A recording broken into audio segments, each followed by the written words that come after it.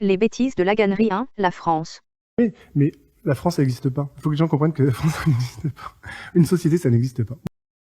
Ses yeux dans un rêve sans fin flottent insoucieux, Paul Verlaine, Monsieur Prudhomme, poème saturnien. Lorsque Geoffroy de Laganerie affirme que la France, ça n'existe pas. 1. Il a raison, en cela que les États-nations sont des créations récentes, comme on le voit aussi bien dans leurs origines, unification de l'Italie ou des États-Unis dans la seconde moitié du XIXe siècle, acquisition de la forme continentale actuelle de l'Allemagne et de la France après leur duel séculaire entre 1870 et 1944, comme dans les problèmes intérieurs subsistant encore de nos jours avec les régions comme l'Irlande, l'Écosse, la Catalogne, le Pays basque ou la Bretagne. 2.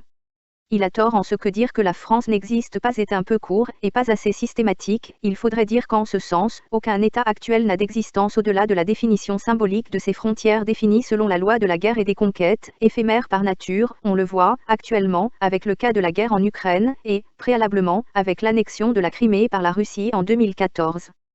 3.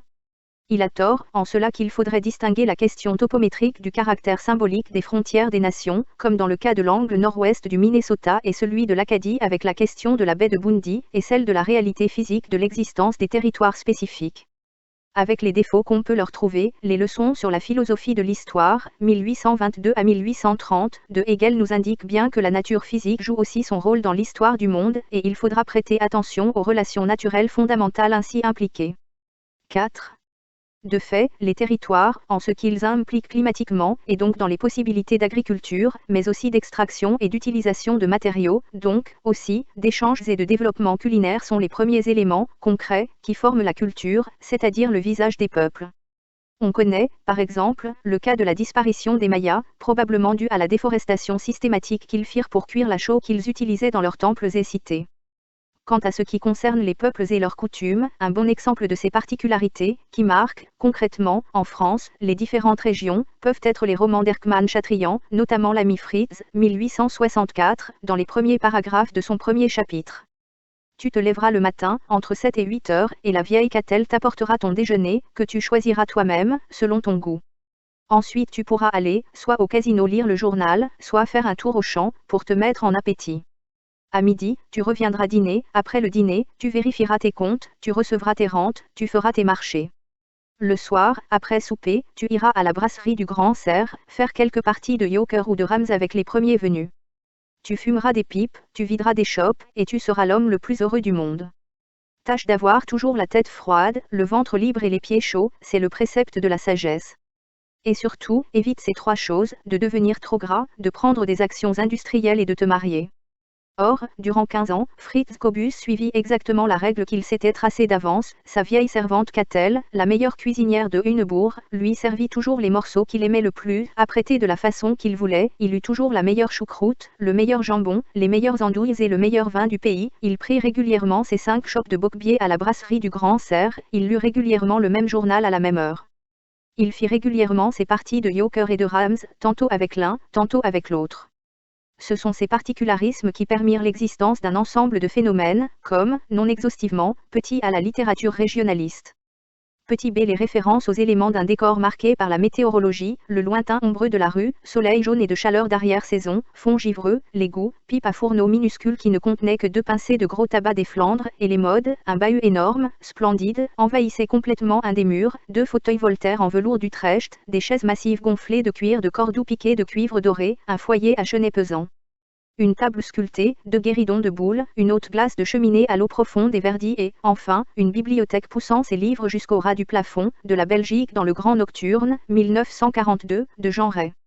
Petit c le contexte des contes de la Bécasse, 1883, de Guy de Maupassant et des soirées de Médan, 1880.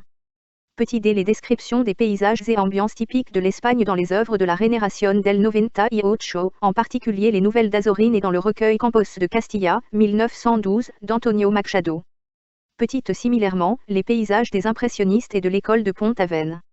Et, petit f d'un point de vue linguistique, l'intérêt, d'Eugène Sue et Victor Hugo, avec le vocable gamin, à Émile Zola et aux naturalistes pour le langage populaire, que reprendra, pour le Nicaragua, Franz Gillich dans Managua Salsa City, qui gagna le prix permanent centra-américain Aurelio Sinan en 1999 à 2000, ceci sans parler des représentations littéraires autour de Lake District, le pré-raphaélisme anglais, le néo-gothique français, On the Road, 1957, de Jack Kerouac et les road movies du cinéma américain ou l'iconographie parisienne d'Hôtel du Nord à bout de souffle, en passant par les romans de tout le XIXe siècle français et ceux de Georges Simenon ou Léo Malet. Aussi bien du point de vue des espaces naturels que des types culturels qu'ils forgent au travers de l'histoire concrète de ces territoires et de leur production matérielle comme intellectuelle, on citera, surtout, les descriptions de la France par Petit G. Charles Trenet, 12 France 1943, Petit H. Jean Ferrat, Ma France 1969. Au grand soleil d'été qui courbe la Provence. Des genêts de Bretagne aux bruyères d'Ardèche. Cet air de liberté au-delà des frontières. Au peuple étranger qui donnait le vertige. Et dont vous usurpez aujourd'hui le prestige. Elle répond toujours du nom de Robespierre. Ma France. Celle du vieil Hugo tenant de son exil. Des enfants de 5 ans travaillant dans les mines. Celle qui construisit de ses mains vos usines. Celle dont Monsieur Thiers a dit qu'on la fusille. Ma France. Picasso tient le monde au bout de sa palette. Des lèvres d'éluard s'envolent des colombes. Ils n'en finissent pas tes artistes prophètes. De dire qu'il est temps que le malheur succombe. Ma France. Et petit Yves Duteil, la langue de chez nous 1985. C'est une langue belle avec des mots superbes. Qui porte son histoire à travers ses accents. Où l'on sent la musique et le parfum des herbes. Le fromage de chèvre et le pain de froment. Et du Mont-Saint-Michel jusqu'à la Contrescarpe. En écoutant parler les gens de ce pays. On dirait que le vent s'est pris dans une harpe. Et qu'il en a gardé toutes les harmonies. Dans cette langue belle aux couleurs de Provence. Où la saveur des choses est déjà dans les mots. Petit J des marchés de Provence, 1957, de Gilbert Bécaud. Voici pour 100 francs du thym, de la garrigue. Un peu de safran et 1 kilo de figues. Voulez-vous, pas vrai, un beau plateau de pêche? Ou bien d'abricots? Voici l'estragon et la belle échalote. Le joli poisson de la Marie-Charlotte. Voulez-vous, pas vrai, un bouquet de lavande? Ou bien quelques œillets? Et par-dessus tout ça on vous donne en étrenne. L'accent qui se promène et qui n'en finit pas. Il y a tout au long des marchés de Provence. Qui sentent, le matin, la mer et le midi. Petit cas les chansons d'Aristide Bruant sur Paris, ses alentours, à la Bastille, à Batignolles, à Montmartre, à Saint-Lazare, Belleville, Ménilmontant, le Chat Noir, et jusqu'au Bagne, à Biribi, ainsi que sur les révoltes de 1831 et 1834 des ouvriers tisserands lyonnais réprimés dans le sang dans le champ des Canuts, 1910, Bruant étant, lui aussi, auteur d'une chanson de la France, 1912, au texte on ne peut plus clair. Depuis 1500 ans que nous existons, on a chanté sur tous les tons. La France. Qui produit sur son sol divin les plus belles filles et le meilleur vin. La France. C'est le pays de la gaieté, du champagne et de la liberté. La France. Le pays qui fut le berceau de Béranger, de Molière et de Marceau. La France. Le pays de la science et des arts, de l'industrie et des milliards. La France. Ou encore, petite aile dans la littérature et l'audiovisuel national, le tempérament marseillais et des Bouches-du-Rhône, décrit par Alphonse Daudet dans Lettres de Montmoulin, 1869, et Tartarin de Tarascon, 1872, et par Marcel Pagnol dans ses ouvrages et dans ses films, tempérament incarné par ces deux grandes figures du cinéma que furent Rému et Fernandel, par opposition à la gouaille parisienne de Maurice Chevalier et d'Arletty, tempérament marseillais qu'a essayé de remettre au goût du jour Luc Besson, notamment avec la série Taxi, tentant de faire du sud de la France le lieu de tournage privilégié de ses productions, en tant que contrepartie de l'éternel soleil californien de Hollywood. 5. Si de Laganerie considère que la France n'existe pas, non seulement il faut qu'il déclare qu'aucun autre pays n'existe, mais aussi il faut donc qu'il précise s'il parle aussi des peuples qui composent le pays. Ainsi, s'il nie l'existence des Français, il faudrait aussi qu'il nie celle de l'ensemble des peuples de la Terre. 6. En niant la société, ce qu'il dit, de fait, explicitement, il faut que les gens comprennent que la France n'existe pas, une société, ça n'existe pas, bien qu'en se contredisant, puisqu'en même temps il dit, une société se réduit aux gens qui la composent, il nie, en même temps la construction sociale qu'elle représente, c'est-à-dire les liens nucléaires, de sang, de relations interpersonnelles, par conséquent d'organisation au sein des groupes, et l'évolution des groupes sociaux. Il est contradictoire, dès lors, qu'il arrive à déterminer des relations d'hospitalité, selon le titre de son cours de 2023 à l'École nationale supérieure d'art de Paris-Cergy, si les groupes, ou les sociétés, pour lui n'existent pas, et, pareillement, que, dans le titre du même cours, ils mettent cette valeur en regard de celle d'exil, dans cette inexistence des attachements sociaux, puisque les racines, et ce qu'elles contiennent d'affect. Et, par là même, les liens, familiaux, locaux, n'auraient aucune réalité, ce que l'on sait, bien sûr, être faux, aussi bien psychologiquement, il suffit de renvoyer à l'espérance de vie plus réduite des célibataires, que socialement, il suffit de se reporter à l'état de peur que provoque systématiquement la désocialisation chez les animaux, les renvoyant à un état sauvage. 7. En affirmant qu'une société se réduit aux gens qui la composent de laganerie a, là aussi, raison en cela que les sociétés sont évolutives et que leur population se modifie au cours des périodes historiques, au gré des conquêtes et des mouvements de population. 8. Mais il a, là aussi, surtout tort, en cela que, tout d'abord, il semble croire par là que les mouvements civilisationnels provoqueraient des remplacements qui opéreraient comme des tabula rasa, alors que l'exemple européen est extrêmement clair quant au fait que les traces culturelles de l'Empire romain, sans, pourtant, migration de population, mais exclusivement par influence culturelle sur ces colonies, a provoqué une constance dans la structure politique, administrative et linguistique de l'ensemble occidental du continent, ainsi que de son ingénierie civile et de son architecture, que ce soit par les empires mérovingiens puis carolingiens qui ont toujours voulu continuer l'empire d'Occident, alors que Byzance continua celui d'Orient jusqu'à sa chute aux mains des Turcs en 1453, ou par la Renaissance et ses conséquences dans les arts et les sciences jusqu'à la période contemporaine. C'est ce qui a permis à Curtius dans la littérature européenne et le Moyen Âge latin, 1948, de montrer l'unité dans la production intellectuelle des peuples européens. 9. Il a, d'autre part, tort, parce qu'il ne prend pas en compte l'unité génétique des peuples européens, et, partant, de la France. 10. Symétriquement, par conséquent, il ne prend pas en compte, non plus, le phénomène de transmission culturelle par domination, sans changement génétique des populations, comme dans les cas des Romains en Gaule et des Illyriens, qui adoptent une langue indo-européenne en l'absence de toute migration, les futurs latins étant indo-européens mais pas les Étrusques. 11. Il a, aussi, tort, parce qu'à l'instar de toute la sphère woke, il semble penser que les continents sont à l'image de l'Amérique, alors que cela est absolument faux.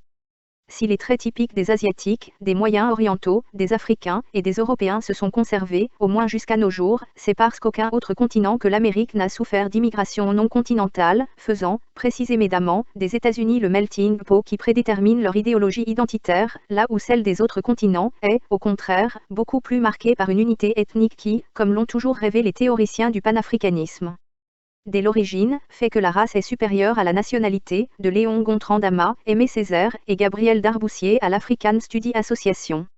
12.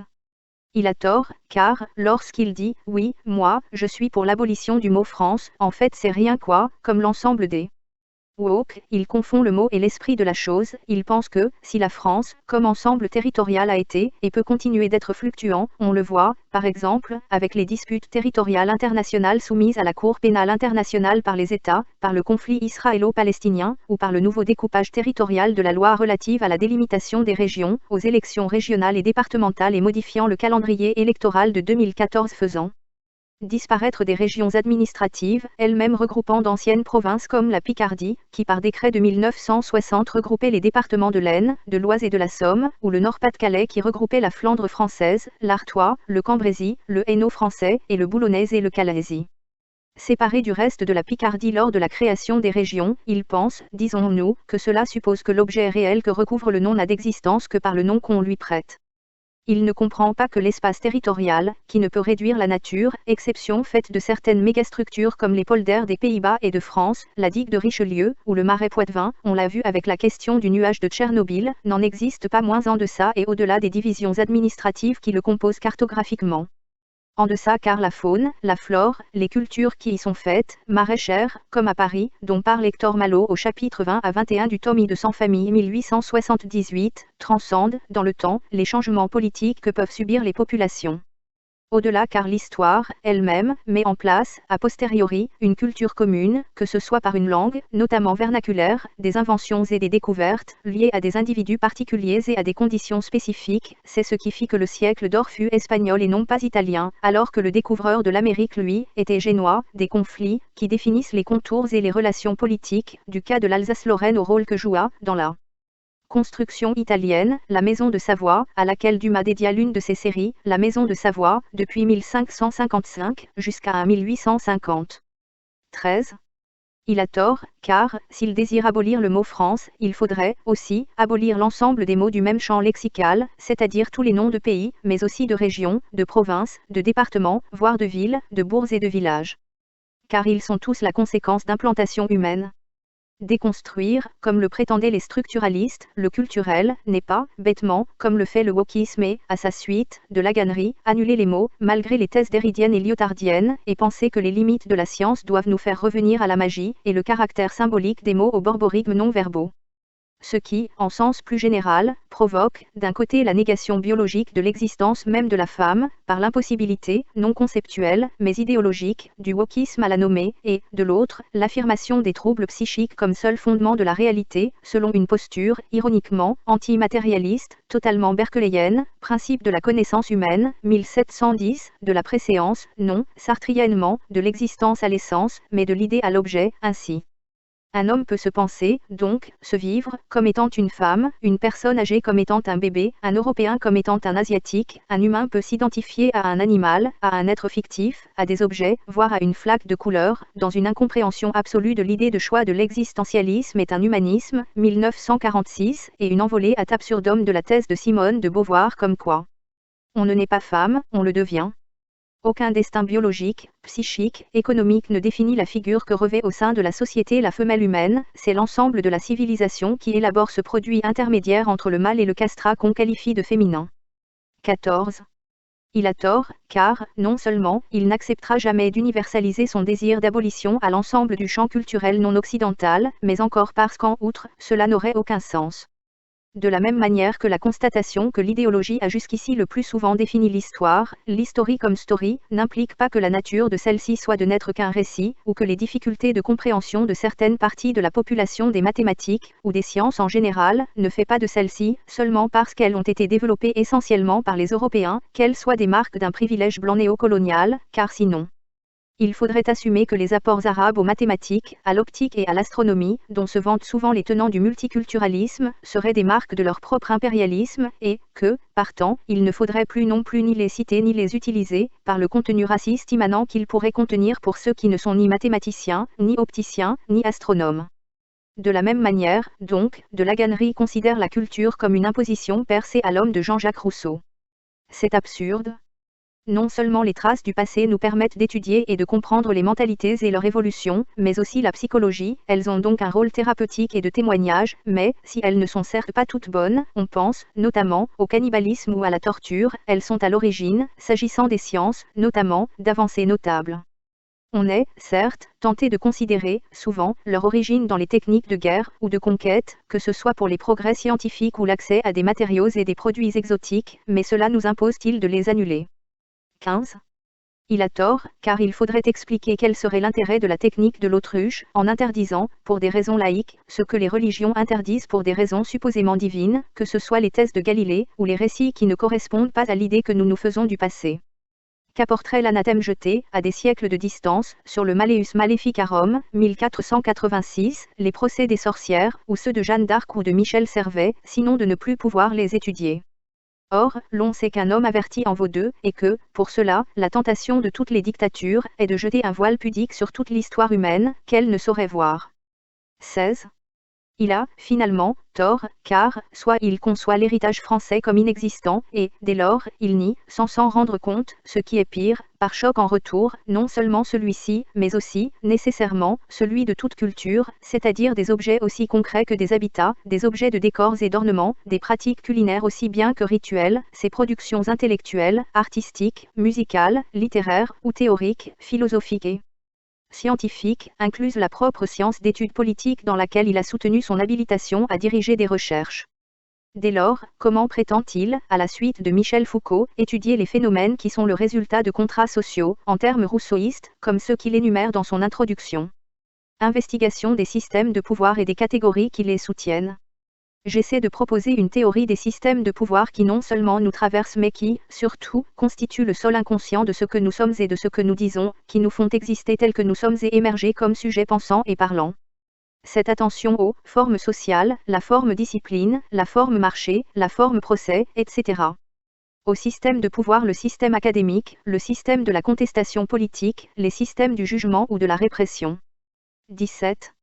Nier une culture particulière, en l'occurrence la française, en tant que propriété collective d'un groupe social, c'est nier la culture en général, c'est-à-dire aussi ses effets, folklore, cuisine, art, littérature, système philosophique et d'organisation politique, association d'intérêts, ce qui explique, entre autres, le surgissement de la bourgeoisie en Europe en général et la hollandaise en particulier au XVIIe siècle, mais aussi l'apparition du prolétariat avec la Révolution industrielle, cette négation apparemment particulière, mais, on le comprend, en réalité, de valeur générale dans ses inévitables enchaînements logiques, revient, par conséquent, à renier, aussi, toutes les sciences humaines qui s'attellent à l'étude de la pensée humaine, et donc de la culture, de la psychologie, jusqu'aux archétypes jungiens, ce que de Laganerie lui-même appelle le sol inconscient de ce que nous sommes et de ce que nous disons, donc à l'anthropologie et à la sociologie.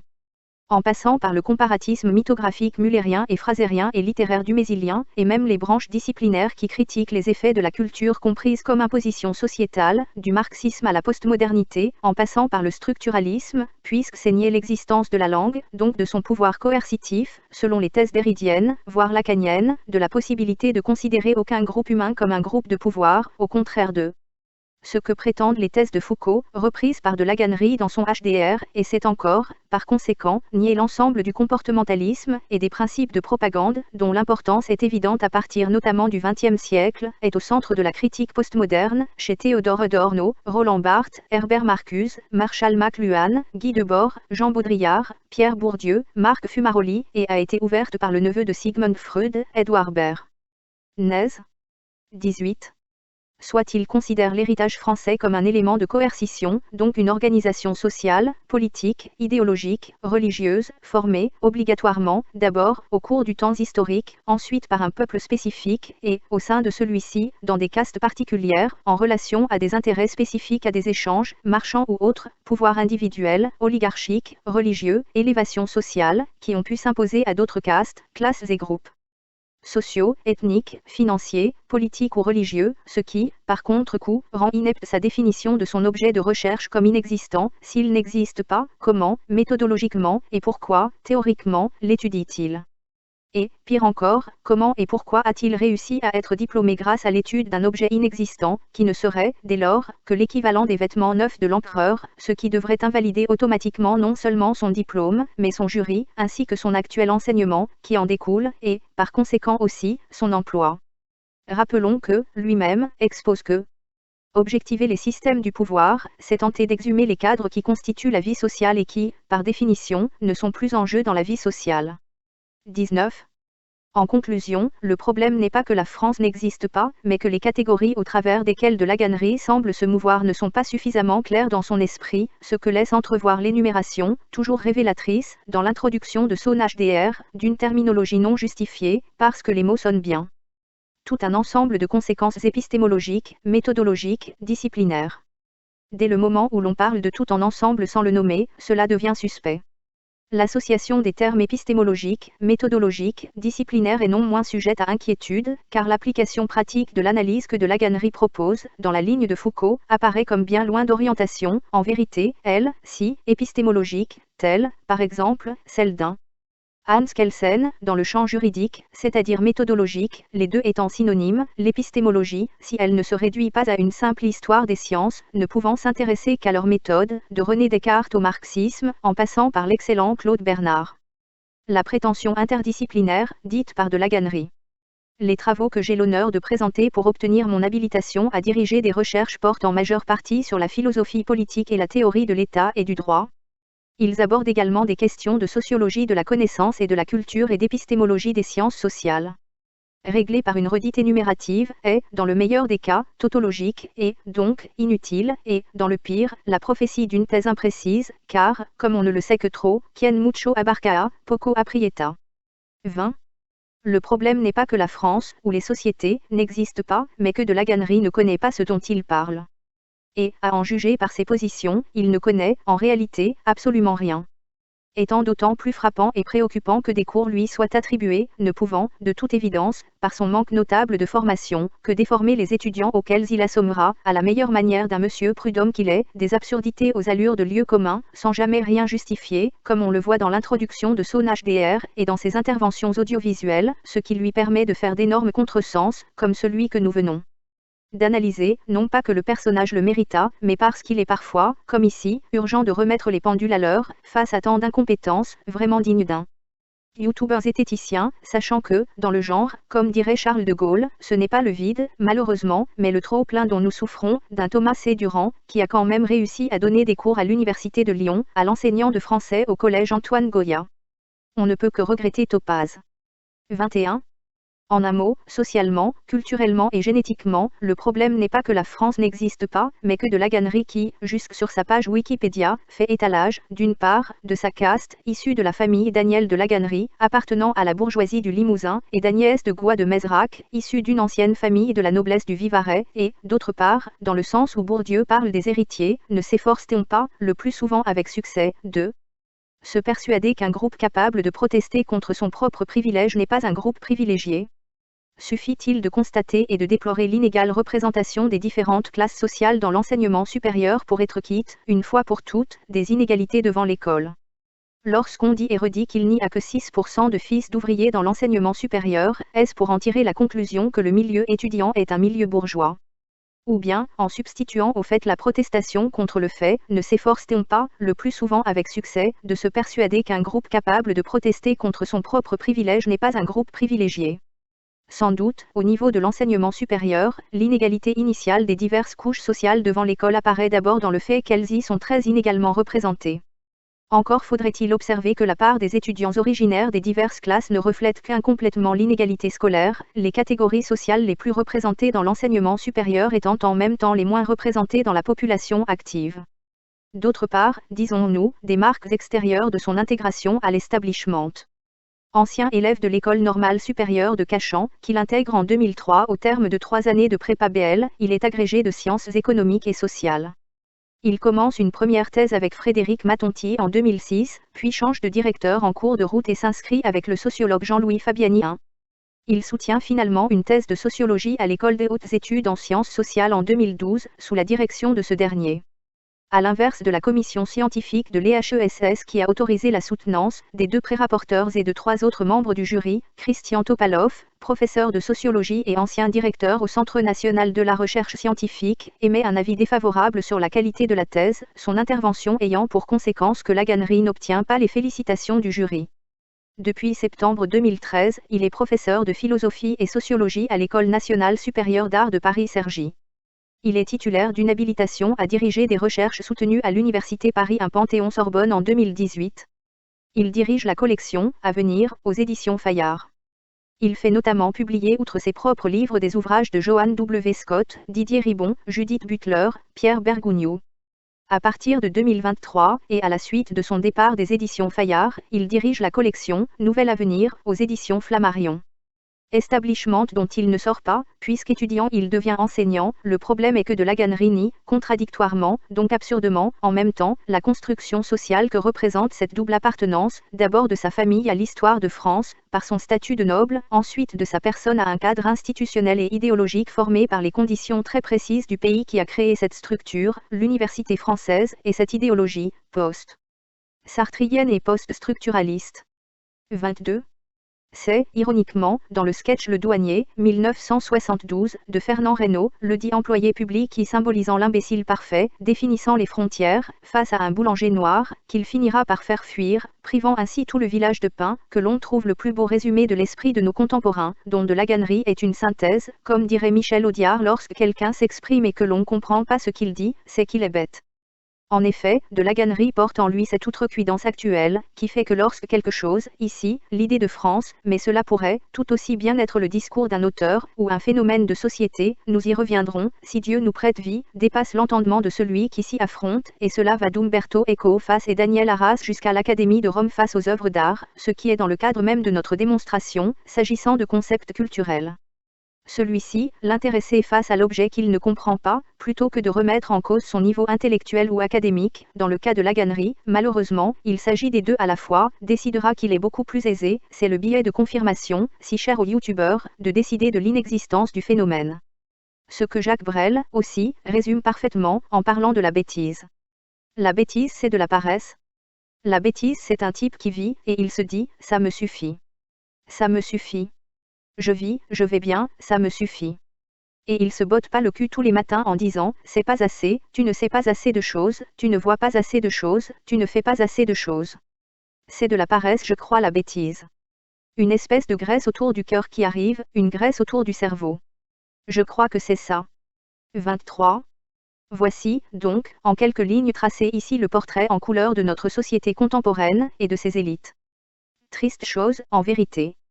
Et, reprenant Karl Marx, nous conclurons en disant qu'on y voit, vraiment, toute la misère de la philosophie.